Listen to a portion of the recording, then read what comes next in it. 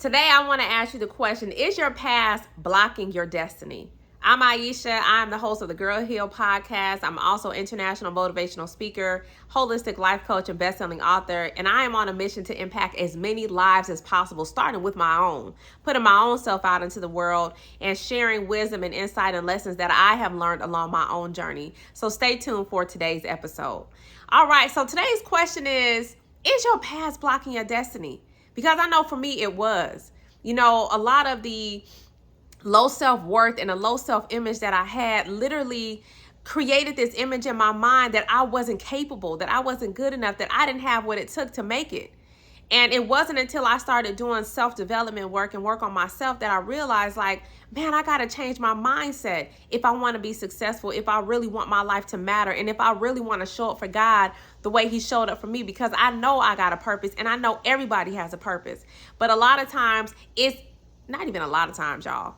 All the time. It is impossible to reach your purpose and fulfill the highest calling God has on our lives when we don't have the right self-image, when we don't have the right self-concept, and also when we have other ailments and other issues going on that block us from our destiny. So today I want to talk to you all about 5 keys that can help you not only go from your past to your destiny, but I want to talk to you about a process that you can utilize to begin to move your life forward. And before I get into those 5 steps, the very first thing that I want to talk about is, how do you know if you're blocked? How do you know if you're not really moving forward the way you're supposed to? Well, number one, you'll feel it. Like anxiety, depression, unfulfillment, unhappiness, anger, frustration. All of those are low vibrational energies and emotions, and oftentimes they are as a result of not being in alignment with who we really are. And so when you feel those things, just know that you're just not in alignment with where you want to be. And one of the best ways to do is just notice that and then begin to try to get yourself back in alignment. All right, so we can be in bondage to our past. And that bondage can block us from walking in our purpose and living the life that we're meant to live. And the 3 main categories of bondage that I want to talk to you all about real quick is mental bondage, heart-body bondage, and spiritual bondage. So let's talk about mental bondage.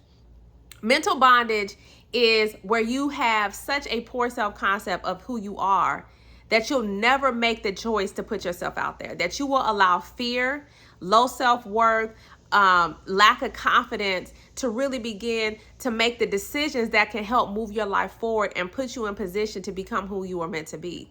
And so one of the keys that has to change if you want to begin to move your life forward is changing your self-image, changing your self-concept. We get our self-image and our self-concept when we're children, by our adults around us, what they tell us about what we're capable of, by what we see, by what we hear, by what we experience.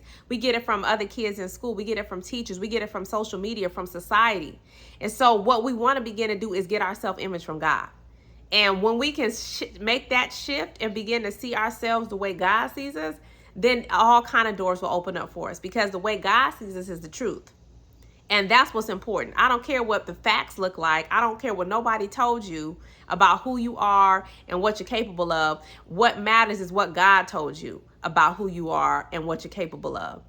So making that one mental shift can literally change your life. And then beginning to have that positive self-talk. See, so many times I know that I had this problem. Always putting myself down, because I've been very hard on myself, like struggling and suffering from imposter syndrome and suffering from, not being good enough, or feeling like I wasn't enough, like I needed more information, or I needed to be a different way. And all of that's just bogus. And the truth is, how we talk to ourselves is how we program our mind, is how we condition our subconscious, is how we will then begin to take action or not take action. And so that inner self-talk is absolutely essential if you want to begin to move your life forward. So breaking out of mental bondage, get the right self-image, have those right inner conversations, and feed your mind the right nutrients. You got to feed your mind the right nutrients. Get on podcasts, watch videos, read books, get into meditation, get into mindfulness, get into mindful eating, yoga.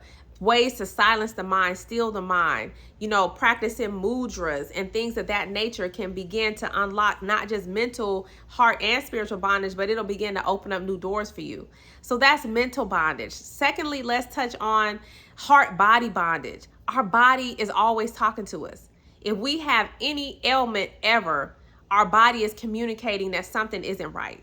And if something's not right in our body, that also symbolizes something not being right in our emotional body, in our mental body, in our spiritual body. So we want to begin to take a holistic approach to moving our lives forward.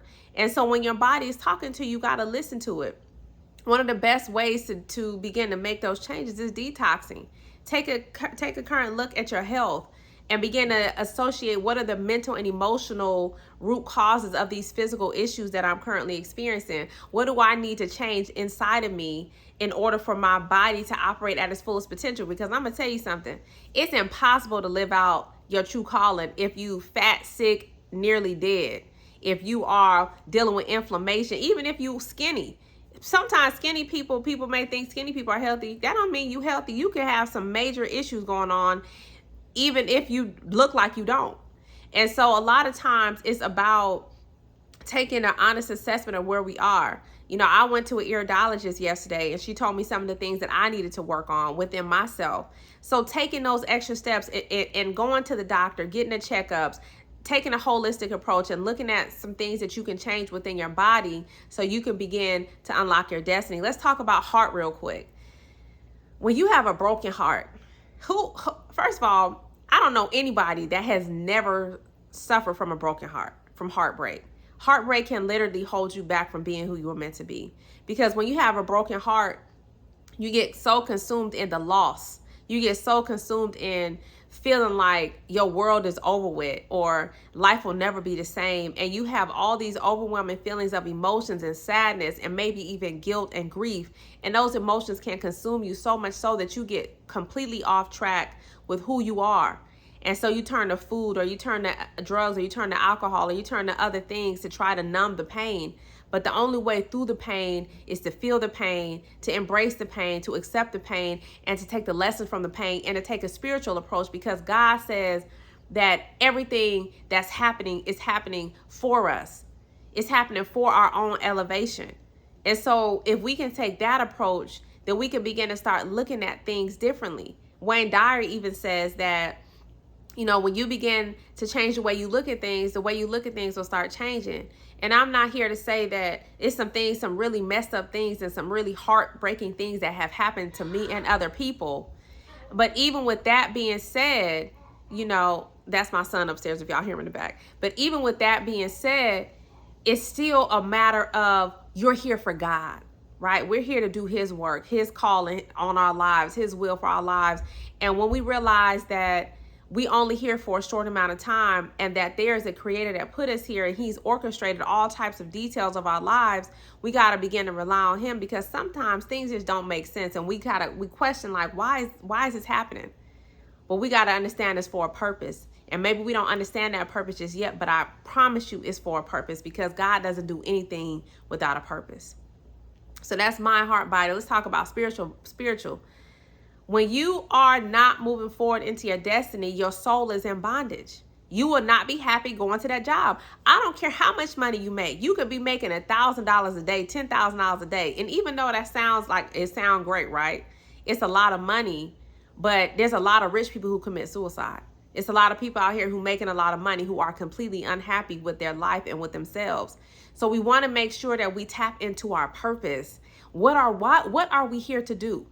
And as we tap into that purpose, then we can begin to move our life forward. So now I covered that. Y'all like, girl, hurry up, get to the point. All right, let me get to the point.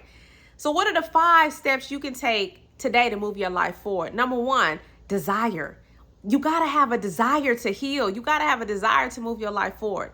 And when you have that desire to move your life forward, and that desire outweighs all the other desires, then you will begin to take action. But it's not until you have the desire to begin to move your life forward that things have changed. If you sitting up there complacent, you comfortable, you've accepted how things are in terms of like, oh, woe is me, you in this victim mindset, you got to realize until you get a strong enough desire, you're not going to take action. So number one is have a desire. Number two, accept that you've made mistakes, accept your past, accept the heartbreak, accept the defeats, accept the losses, accept how people are, how they have treated you. You got to accept the past. You got to make peace with it. You got to make peace with all of it. And when you can make peace with it and say, you know what, this is a situation, this is what it is, now what am I going to do about it?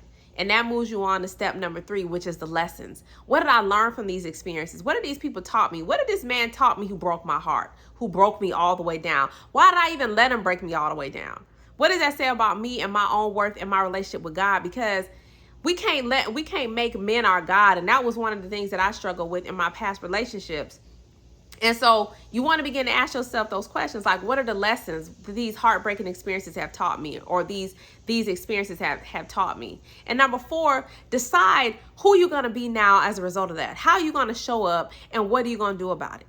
And once you make those decisions, you commit to that plan of action that you just put in place. And those are 5 ways to begin to move your life forward so that your past stops blocking your destiny.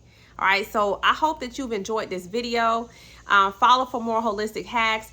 Matter of fact, I have an upcoming workshop that would serve you well if you're interested in really beginning to move your life forward and taking a holistic approach to your mind, body, and spirit wellness by reinventing you from the inside out.